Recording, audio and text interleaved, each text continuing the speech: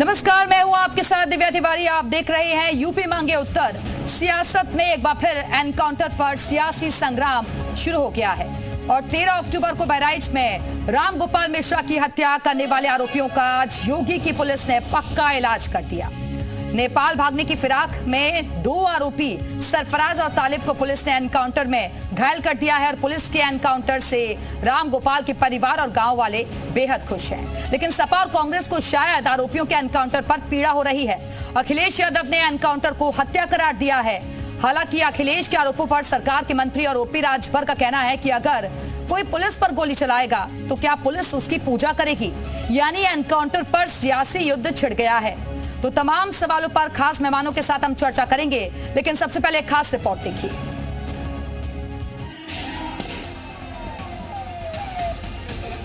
मोहम्मद सरफराज उर्फ रिंकू और मोहम्मद तालिम उर्फ सबलू, इनकी निशानदेही पे जब पुलिस की टीम नानपारा क्षेत्र में मर्डर वेपन की रिकवरी के लिए गई तो वहां पे इन्होंने मर्डर वेपन को लोडेड हालत में रखा हुआ था, जिसको लेकर पुलिस पर फायर किया गया।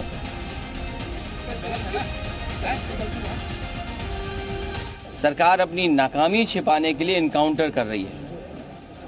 इनकाउंटर, नई परिभाषा में हाफ इनकाउंटर और भी कई परिभाषाएं जो सरकार ने बनाई हैं। जब पुलिस के ऊपर कोई पुलिस पकड़ने जाएगी, अगर कोई पुलिस के ऊपर गोलियों की बौछार करेगा तो पुलिस जो है उसको जो है माला पहनाएगी या फूलों की वर्षा करेगी।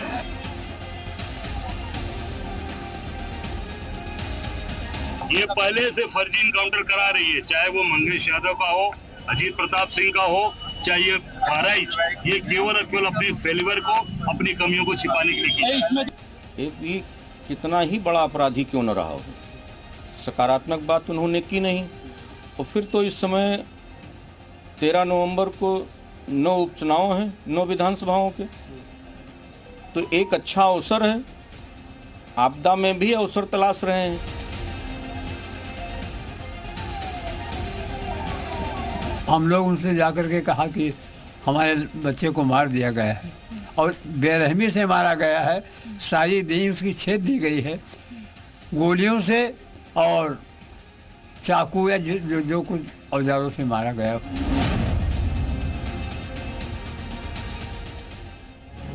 तो रिपोर्ट आपने देखी, लेकिन आज के सवाल सबसे पहले हम आपको बता देते हैं जो कि चर्चा में हम उठाने जा रहे हैं। खास मेहमानों के साथ हम चर्चा भी करेंगे। सबसे पहला सवाल यही है कि गुनहगारों के एनकाउंटर पर इतनी हाय तौबा आखिरकार क्यों मची हुई है।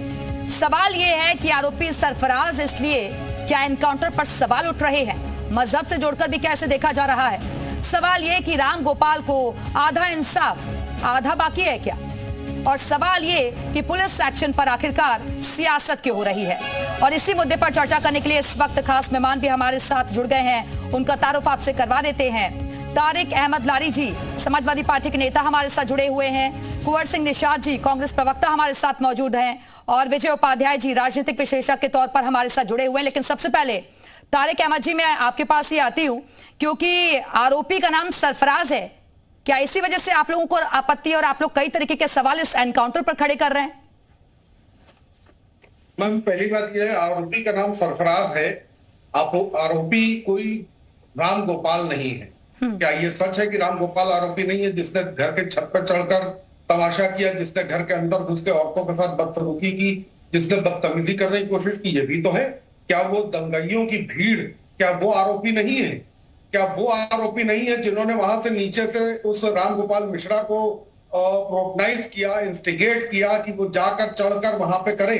क्या किसी के घर के में चढ़कर उसके ऊपर हमला करना, क्या सरकार ने हमको इजाजत नहीं दी है कि अगर आपके घर के ऊपर, क्या आपके ऊपर अगर कोई हमला करता है तो आपने पोस्टमार्टम रिपोर्ट देखी लारी जी? आपने पोस्टमार्टम रिपोर्ट देखी?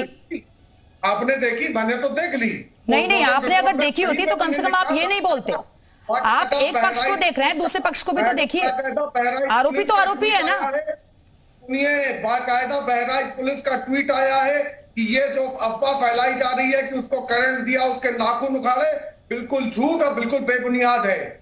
और उसको 12 बोर की पिस्टल से क्या नाम है, डबल बैरल से गोली चली है।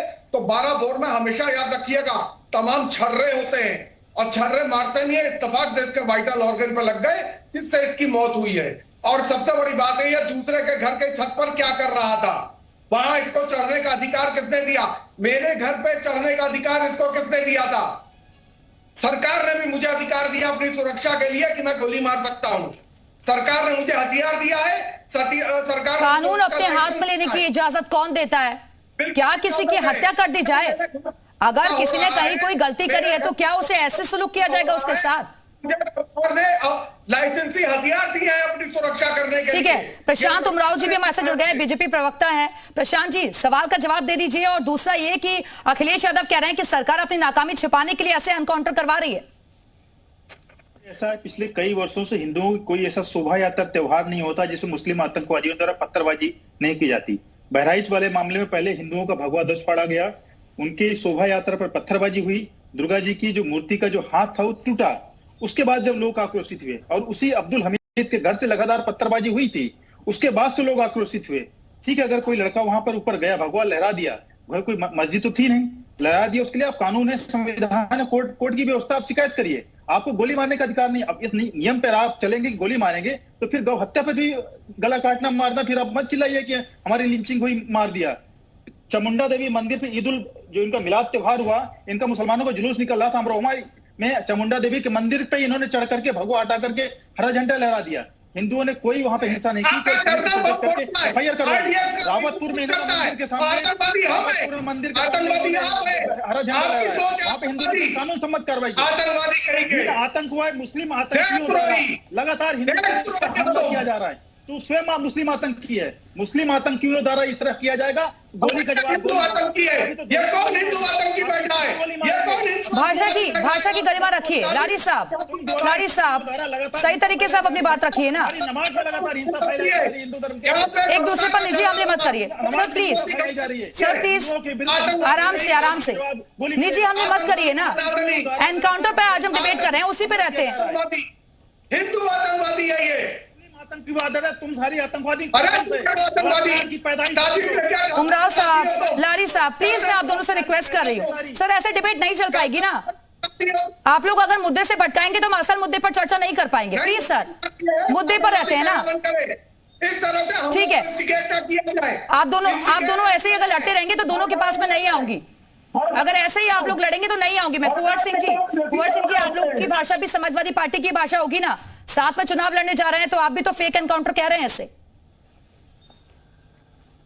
देखिए दिव्या जी, फेक है या फिर असली है ये तो वक्त बताएगा जब जांचें होंगी, क्योंकि एक एनकाउंटर नहीं है, तमाम एनकाउंटर है। और तमाम एनकाउंटर में जो कहानी है वो लगभग एक जैसी गढ़ी गई है कि आरोपी ने भागने का प्रयास किया और एवं में पुलिस के ऊपर फायर किया।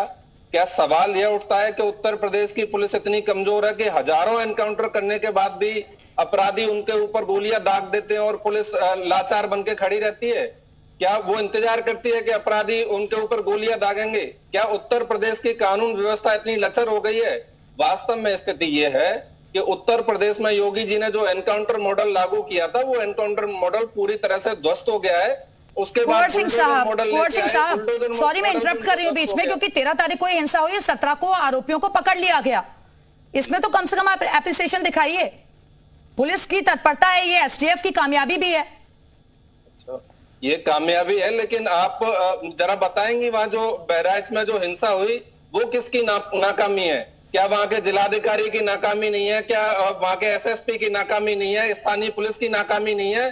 क्या उत्तर प्रदेश में इस ऐसे कानून व्यवस्था लागू कराने वाले के दावा करने वाले प्रशांत उमराव जी जवाब दे दीजिए। बोलने वाले योगी जी की जिम्मेदारी नहीं है? ठीक है, भारतीय जनता पार्टी की आपके सवाल का जवाब ले रही हूँ मैं। उमराव साहब, वास्तव में ये लोग जिम्मेदार हैं अपनी जिम्मेदारी से बचने के लिए। जितने भी हिंदू त्योहारों पर हमला हो रहा है, बात ये भाजपा योगी या उत्तर प्रदेश की नहीं है। अभी वहां पर तेलंगाना में भी दुर्गा पांडाल हो रहा था, उसमें मुसलमानों ने जाके हमला किया। बंगाल में हमला हुआ, पूरे भारत में हमला हो रहा है। चाहे रामनवमी का जुलूस हो, हनुमान जयंती का हो, वाल्मीकि जयंती का हो, कोई ऐसा हिंदुओं का त्योहार नहीं हुआ है जिसमें मुसलमानों द्वारा पत्थरबाजी न की जा रही हो। लखनऊ और कुशीनगर में वहां तो कोई डीजे भी नहीं बज रहा था, पिछले सप्ताह की बात है। वहां पे पांडाल में घुस करके मुसलमानों द्वारा हमला किया गया। बात यहाँ पर कि आपकी मानसिकता की है कि ये चाह रहे हैं कि भाई कोई हिंदू त्योहार मना ही ना पाए। पहले खाली ये होता था कि अमरनाथ यात्रा संगीनों के साय में होती थी। आप देखिए ईद का त्योहार, ईद उल मिलाद और ये सारे त्योहार मुहर्रम के मनाए जाते हैं। क्या कभी हिंदू ने कभी पत्थरबाजी की? मुहर्रम के जुलूस में इनके द्वारा तलवार लेकर के जुलूस निकाला जाता है, हिंसा करते हुए, खून बहाते हुए निकाला जाता है, सभी जगह से, पूरे शहर से निकलता है। कभी कोई हिंदू वहां पे प्रतिरोध नहीं करता, ना ही कोई सड़क रोकता है, एक पत्थर के कंकड़ भी नहीं फेंका जाता है। लेकिन आज ये दुर्भाग्य है कि हर हिंदू के त्योहार में मुसलमानों द्वारा पत्थरबाजी की जाती है, उनका अपमान किया जाता है, मंदिरों में इस तरह तोड़फोड़ की जाती है, और फिर जब कार्रवाई होती है तो कह रहे हैं हाँ एनकाउंटर क्यों कर रहे हैं। ये मानसिकता है। जब तक ये गोपाल मिश्रा मारा गया उसका ये लोग वीडियो दिखा रहे कि हाँ मार दिया गया। ये इनकी सरिया मानसिकता है कि कह रहे हमारे घर में घुस के मार दिया, फिर क्यों संविधान लेके घूम रहे थे? अगर सरिया ही लागू करना है, खून का बदला खून है, फिर ये कोर्ट संविधान व्यवस्था बदल दी जाए। अगर घर में घुसा तो उसमें डकैती का मुकदमा लगेगा कि आप गोली मार देंगे। और जिस लाइसेंसी बंदूक की बात कर रहे हैं वो अवैध हथियार से मारा गया है। पुलिस निशाद साहब जवाब दे दीजिए, भाई हत्या कर देंगे क्या? झंडा लगा दिया और ऐसे अगर कोई काम कर रहा है जो आपको गलत लग रहा है तो क्या उसकी हत्या कर देंगे? छाती पर ऐसे चोट के निशान मारेंगे? जो पोस्टमार्टम रिपोर्ट में भी कई बातें निकलकर सामने आ रही हैं। हमारी मर्जी से घर में कोई भी घुसेगा उसकी हत्या की जाएगी। अपने का अधिकार न तो योगी जी को है और ना यूपी की पुलिस को है और ना किसी और अपराधी को है। जिस प्रकार से लगातार जो घटनाएं होती हैं, वास्तव में स्थिति यह है कि हत्याएं जो एनकाउंटर होते हैं वो जाति और मजहब देख के हो रहे हैं। ऐसे तमाम भारतीय जनता पार्टी के नेता हैं जो अभी उनकी लिस्ट बनेगी, जिनके ऊपर 100 मुकदमे दर्ज है, उनके एनकाउंटर की सूची बहुत लंबी है। कुलदीप सिंह सेंगर का एनकाउंटर क्यों नहीं किया? ब्रजेश सिंह का एनकाउंटर क्यों नहीं किया? धनंजय सिंह का एनकाउंटर क्यों नहीं किया? अशोक चंदेल, विनीत सिंह, ब्रजभूषण शरण। देखिए पूरी लिस्ट लेकर आए वो विजय उपाध्याय जी। अब मैं आपके पास आती हूँ, क्या हर एनकाउंटर को हम इसी तरीके से धर्म के चश्मे से, सियासत के तौर पर ही देखेंगे क्या? नहीं, इसमें धर्म की कोई बात ही नहीं है। ये तो क्राइम का मामला है और उत्तर प्रदेश गंगो जमन तहजीब का प्रदेश है। यहाँ पे भगवा और हरे में कोई फर्क ही नहीं है। दोनों एक जैसे हैं, दोनों यहाँ के नागरिक हैं और दोनों अगर सद्भाव से रहें, इस तरह की बातें खत्म कर दें कि भाई ये मेरा इलाका है, ये तुम्हारा इलाका है, मेरे इलाके में घुस नहीं सकते हो, ये तो बहुत गलत बात है। और बाकी चीजें जो हैं वो तो सामाजिक लोग, जो राजनीतिक लोग हैं, सभी पार्टियों के लोग वहां रहे होंगे जिस दिन घटना हुई, उनको बीच बचाव करना चाहिए था। अगर किसी ने कोई गलती की, अगर डीजे के भजन पे आपत्ति है या कोई चीज उसमें गलत की गई तो आप पथराव कर रहे हैं, तो पथराव तो आपने पूरे उस प्रतिमा पे कर दिया। फिर वो लड़के ने भी गलती की, घर पे चढ़ गया, तो अगर उसने भगवा लगा दिया हटाकर, तो दोनों भगवा रंग तो वैसे भी सूफियों का रंग है, सूफी संप्रदाय भगवा रंग ही लेके आगे चलता है, तो दोनों में कोई फर्क ऐसा नहीं है। लेकिन अब चूंकि झगड़ा करना ही है, लोग हिंसा करना ही चाहते हैं, तो लोग हिंसा करते हैं और उकसाने वाले उन्हें उकसाते हैं।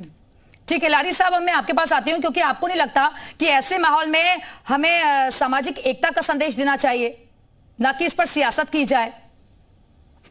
देखिए सामाजिक एकता चल रही है, पीडीए की एकता चल रही है, उसी से तकलीफ आकर यही काम किया गया है। बेसिकली मामला ये है, रोना इसलिए मचा हुआ है क्योंकि उसका नाम गोपाल नारायण मिश्रा था। अगर उसका गोपाल नारायण यादव होता तो ये हंगामा ना होता। और आपका रोना इसलिए क्योंकि उसका नाम सरफराज है। बात तो वही हो गई ना लारी साहब, नारायण मिश्रा। आपका रोना इसलिए क्योंकि उसका नाम सरफराज है। पहली बार दंगे में यूरेशियन मारा गया, मसला यहाँ फंसा हुआ है। ये यूरेशियन आतंकवादियों का फैलाया हुआ जाल है, उसमें सब फंसते जा रहे, पीडीए और सब फंस रही है, सारी कम्युनिटी फंस रही है इन आतंकवादी यूरेशियंस के चक्कर में। आप नहीं समझ रही हैं, ये यूरेशियन जो है आतंकवादी। लारी साहब एक बेसिक क्वेश्चन है, आपको नहीं लगता जो प्रदेश का माहौल खराब कर रहा है, जो हिंसा में शामिल है, उसको उसके किए की सजा मिलनी चाहिए, आरोपी चाहे कोई भी हो? आप एक तरफा बात ना करिए, आप ये कहिए कि हिंसा की शुरुआत जिसने की, जहां पे जाकर जब तमाशा किया, उससे लेकर जिसने खत्म किया उस तक दोनों लोगों को अरेस्ट होना चाहिए। हाँ तो मैं तो ये कह रही हूँ ना कि जो भी आरोपी हो भाई, जो भी दोषी हो उसे सजा मिले। मैडम आरोपी तो सिर्फ मुसलमान कम्युनिटी बनी हुई है, गोपाल नारायण मिश्रा आरोपी नहीं है, जबकि डिसीज को भी आरोपी होना चाहिए था कि किसी के घर में कैसे घुसा, वो किसी के घर में घुस के उसकी औरतों का कैसे छेड़ा, उसने क्यों बदतमीजी की उन औरतों के साथ, उसको किसने अधिकार दिया था? अभी आप ही के घर में घुसकर कोई कुछ करे तो आपका भाई, बाप, आपका हस्बैंड क्या आपकी रक्षा नहीं करेगा? आपके घर में कुछ होगा तो क्या आप खुद रक्षा नहीं करेंगी? आप भी रक्षा में। इसीलिए सरकार ने लाइसेंसी हथियार दिया हुआ है। ठीक है प्रशांत उमराव जी, वो कहना चाह रहे हैं कि दोनों पक्षों पर कार्रवाई होनी चाहिए, गलती किसने भी की हो उसे सजा मिले। हत्या कर तो सकते कानून हैं। के सर साथ जवाब दे रहे हैं वो। सजा जो है मैडम कानून के तरीके से होती ना। जी। आप किसी को गोली मार देंगे, आप हमारे हर त्योहार पे पत्थरबाजी कहेंगे हमारी गली के बाहर से क्यों जुलूस निकल रहा है, तो ये तो नहीं चल पाएगा। हर हिंदू के त्योहार में मैं तो यही पूछ रहा हूँ कि हर हिंदू के त्योहार में हर शोभा यात्रा पे पत्थरबाजी क्यों होती है? मुसलमानों द्वारा हर शोभा यात्रा पे हर हिंदू के जुलूस में पत्थरबाजी हमारे पंडाल में क्यों होती है? कभी मुसलमान के सुरक्षा नहीं लगानी पड़ती, कभी हज यात्रा पे सुरक्षा तो नहीं लगानी पड़ती, हाजी अली और अजमेर में तो सुरक्षा नहीं लगानी पड़ती।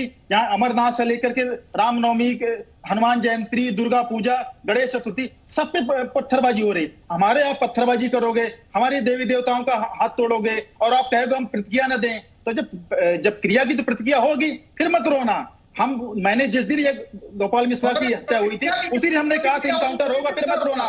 अभी तो 2 को मारा है, बाद में मारेंगे, फिर हमला करोगे फिर मारेंगे। लारी सुन लो हलाला की पैदाइश, जितनी बार हमला करोगे फिर मारेंगे, ये मत सोचना। अब ये हिंदू उस तरह का नहीं रहेगा कि हम सुन लेंगे। तुम जितनी बार हमारे देवी देवता हमला करोगे तो हमारे त्योहार मनाना बंद कर देंगे। हमारे हिंदू देवी देवताओं पे हमला करोगे।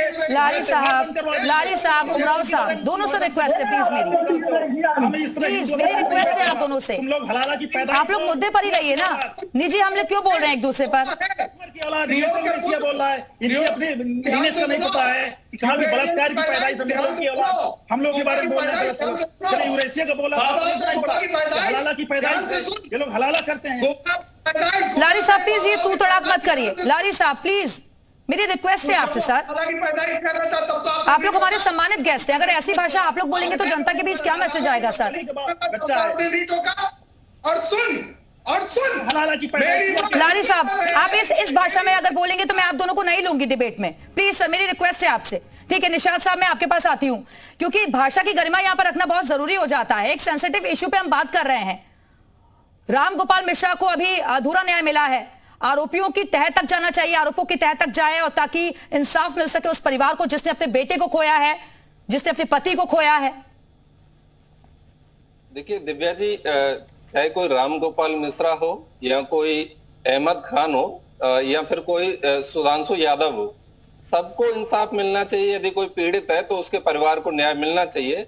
और ऐसे हजारों पीड़ित इस उत्तर प्रदेश में हैं जो न्याय की अपेक्षा इस सरकार से करते हैं, लेकिन ये सरकार उनके प्रति जातिगत और धार्मिक भेदभाव का रवैया अपनाते हुए उनके साथ कोई न्याय की कार्रवाई नहीं करती है। उत्तर प्रदेश की जो सरकार है वो लगातार उनका जो भेदभावपूर्ण रवैया यह बताता है कि उत्तर प्रदेश की स्थिति लगातार लचर हुई है। इनका जो कितने मॉडल ये लोग लेके आए और अंत में योगी जी ने गुजरात का मॉडल लागू करने का प्रयास उत्तर प्रदेश में किया है। उत्तर प्रदेश में दंगा कराओ और आगे तक अपनी स्थिति बनाते रहो। यह केवल सारी की सारी जो जुगत है वो इसलिए लगाई जा रही है कि धार्मिक ध्रुवीकरण करके केवल उपचुनाव में इसका फायदा उठाया जा सके। भारतीय जनता पार्टी का इसके इतर कोई और उद्देश्य नहीं है। लेकिन जिस प्रकार के भारतीय जनता पार्टी प्रयास कर रही है, तो अभी जो लोकसभा चुनाव में जो उनकी दुर्गति हुई है, उसके आगे जो उपचुनाव आने वाले हैं और उसके बाद भी जो चुनाव आने वाले हैं, लगातार इनके सभी मॉडल फेल होंगे। और जो पूरे के पूरी सरकार की जिम्मेदारी है, प्रत्येक नागरिक को सुरक्षा मिलनी चाहिए, लेकिन ये सुरक्षा की जगह यहाँ असुरक्षा मिल रही है उत्तर प्रदेश को। यहाँ बहन बेटियां असुरक्षित हैं। लगातार पिछले 3 दिनों में एक 3 बड़ी घटनाएं सामने आई। बस्ती में एक बेटी के साथ रेप होता है, उसकी जलाकर हत्या करने का प्रयास होता है। लखनऊ में एक बेटी के साथ दुष्कर्म होता है और इलाहाबाद में एक 8 वर्षीय बेटी के साथ दुष्कर्म के बाद हत्या हो जाती है। 3 दिनों में ऐसी 3 घटनाएं झकझोर देने वाली हैं। वास्तव में स्थिति यह है कि उत्तर प्रदेश की सरकार को बहन बेटी ठीक है निशाद साहब मैं आती हूं आपके पास। विजय उपाध्याय जी, क्या उपचुनाव नजदीक है इसलिए सोची समझी साजिश के तहत हो रहा है, माहौल बिगाड़ने की कोशिश हो रही है?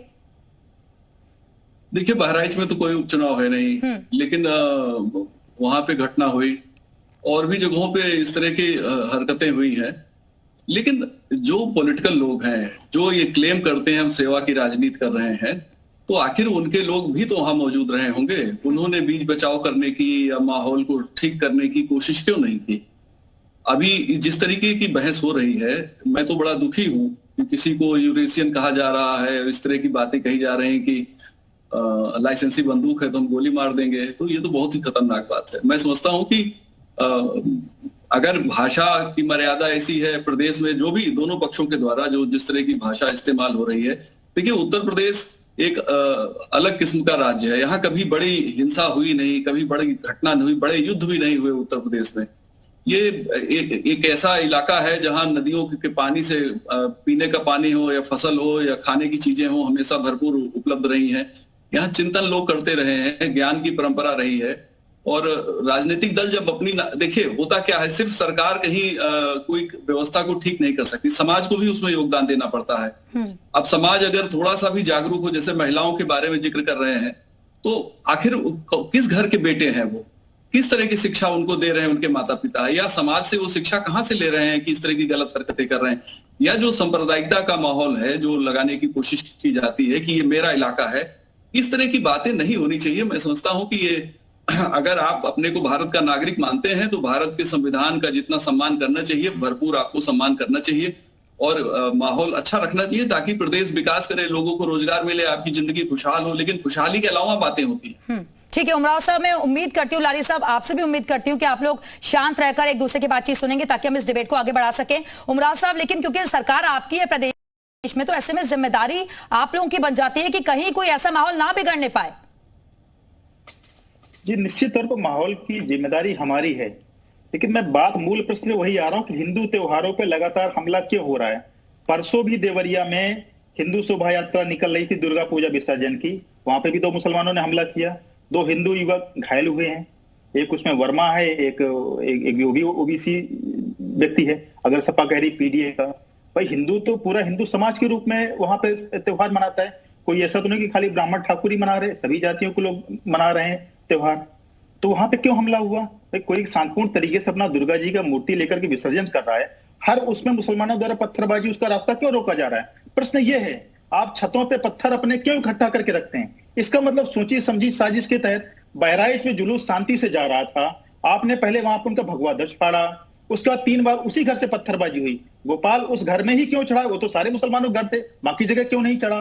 क्योंकि उसी घर से 3 बार पत्थरबाजी हुई। जब मना किया गया तब जाके कुछ आक्रोशित होकर के हो गया। ठीक है, वो गलत है, कानूनी रूप से गलत है, लेकिन वहां पे कोई उसने किसी को गोली तो नहीं मारी, हथियार लेकर के तो नहीं चढ़ा, उसने झंडा लारी साहब जवाब दे दीजिए, क्योंकि प्री प्लानिंग दिख रही थी वहां पर, सोची समझी साजिश थी, क्योंकि उसी के तहत बहुत सारे सबूत मौके से ऐसे मिले हैं।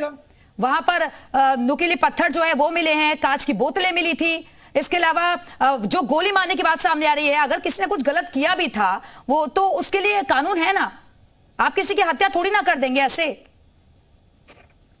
देखिए मैडम, मैं एक बात बता दूं, मैं आपको एक वो सुनाता हूं, उसके बाद आप समझ लेंगे कि मैं हूं क्या। ओम जयंती मंगला काली भद्रकाली कपालिनी दुर्गा क्षमा शिवा धात्री स्वाहा सदा नमस्ते।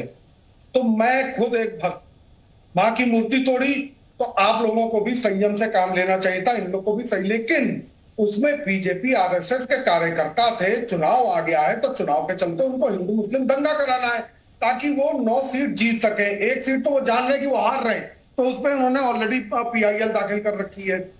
अब आपने जब कानून हाथ में लिया, आपने किसी के घर पे हमला कर दिया, मान लीजिए आप मेरे ही घर पे हमला कर दे। मैं एक बात और पूछता हूं, माँ की स्तुति करनी है तो आप भजन गाइए माँ का, आप क्या नाम है, माँ की आरती करिए, माँ के गीत गाते हुए आप जाइए।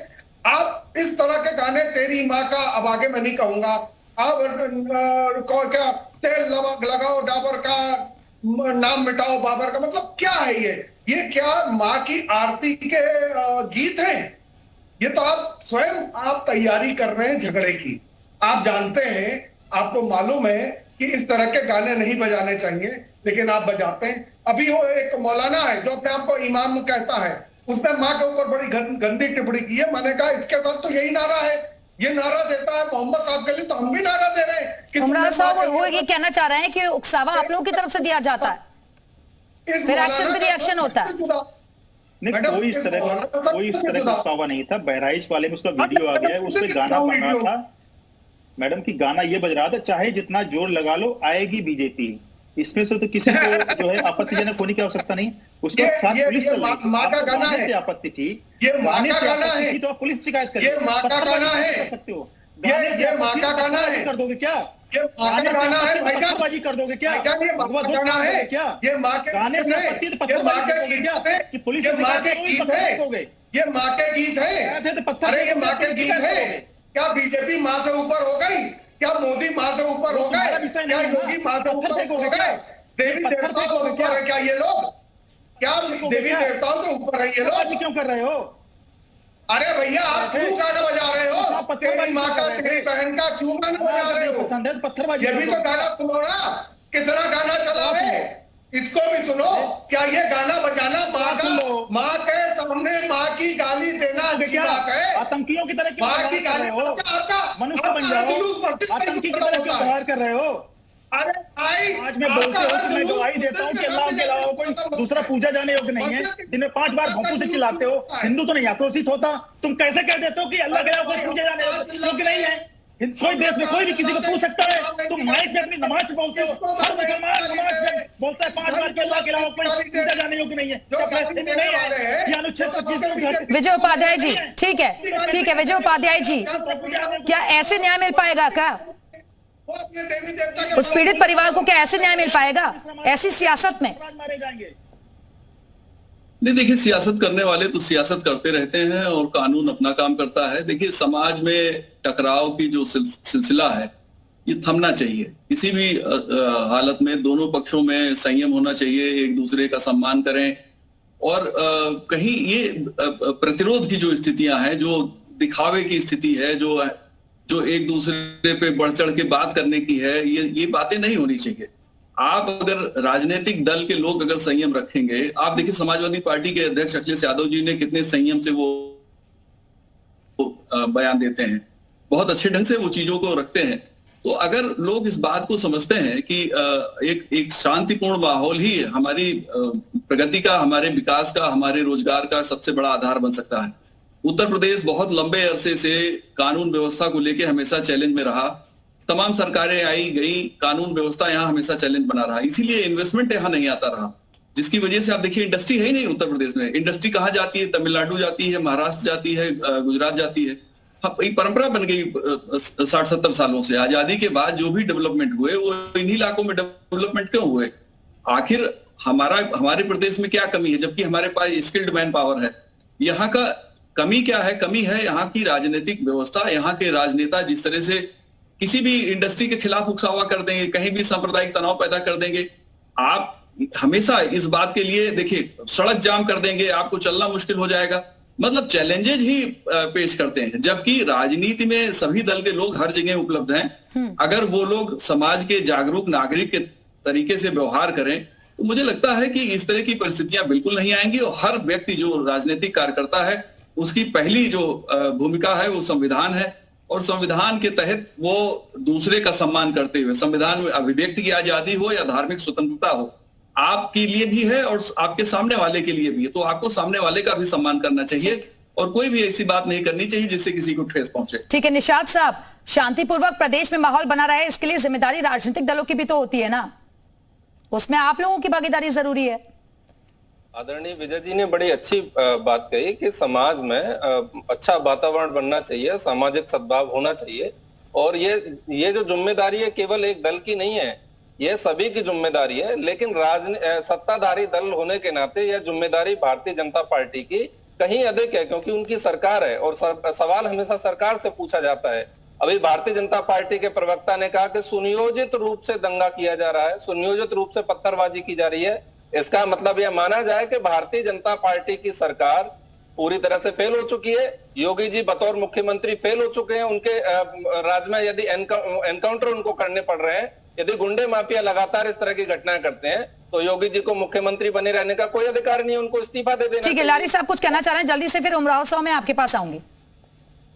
मैडम, ये बहराइच पुलिस का वो है ट्वीट है जिसमें उन्होंने साफ डिनाई किया है कि राम गोपाल मिश्रा के साथ तलवार मारना, करंट लगना या नाखून उखाड़ने की आदि बात फैलाई जा रही है, जिसमें कोई सच्चाई नहीं है। पोस्टमार्टम रिपोर्ट में मृत्यु का कारण गोली लगना पाया गया है।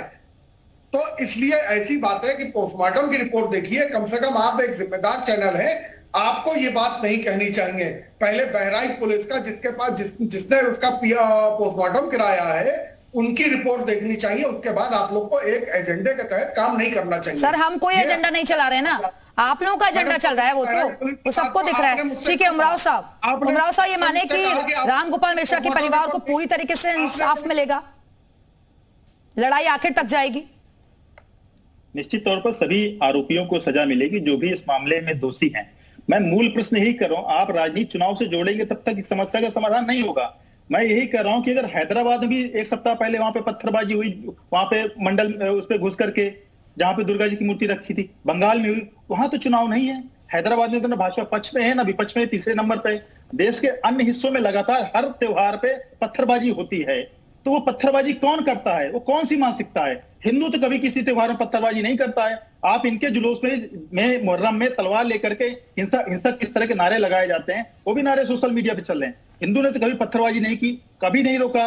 बहुत से बहुत होता है कि पुलिस में कानूनी तरीके से बिल्कुल ये राजनीति है जो कि कभी खत्म होने वाली नहीं है, चाहे मुद्दा कोई भी हो। और अब एनकाउंटर को लेकर सवाल खड़े हो रहे हैं। बहुत बहुत शुक्रिया आप सभी मेहमानों का हमारे साथ चर्चा में शामिल होने के लिए। इसी के साथ ही यूपी मांगे उत्तर में अभी के लिए फिलहाल इतना ही। खबरों में आगे बढ़ेंगे, लेकिन उससे पहले नजर डाल लेते हैं इस वक्त की सुर्खियों पर।